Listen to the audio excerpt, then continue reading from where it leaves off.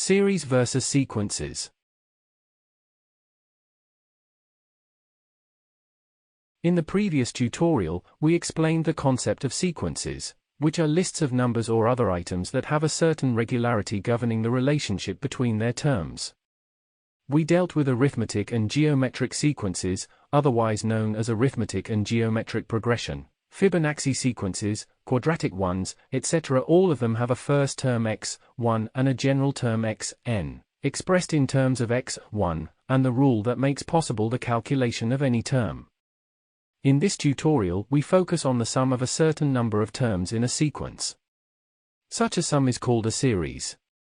In correspondence to the sequence in question, we have arithmetic, geometric, Fibonacci type, quadratic series, etc. Although in mathematics the difference between the terms sequence and the series is a bit blurred so that many people believe they represent the same thing, there is a key difference between them, as stated earlier.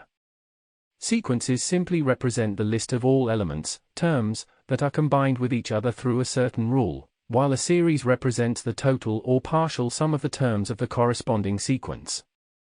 We represent a series with the letter S, n, where n is the number of the terms involved.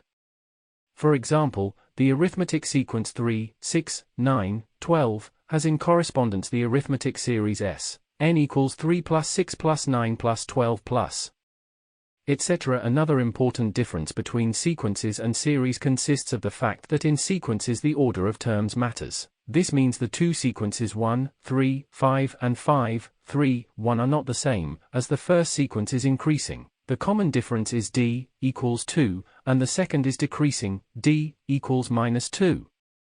On the other hand, the two corresponding series are equal, as they give the same result. 1 plus 3 plus 5 is equal to 5 plus 3 plus 1 is equal to 9. Example.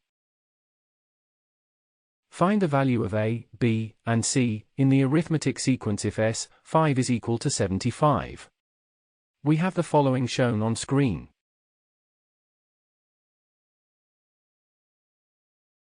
Solution.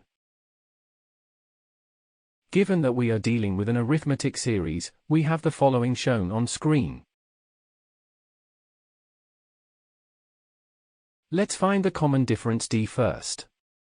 Thus, since the sum of the terms is s, 5 is equal to 75, we have the following shown on screen. Thus, we have the following shown on screen. In this way, we have the following shown on screen. That is all for lesson 12.2.1. To continue this tutorial, please watch 12.2.2, the Gauss method and arithmetic series. Thank you for watching. Make sure to like and subscribe to keep up to date with new videos. For more information, calculators, and tutorials, please visit www.icalculator.info.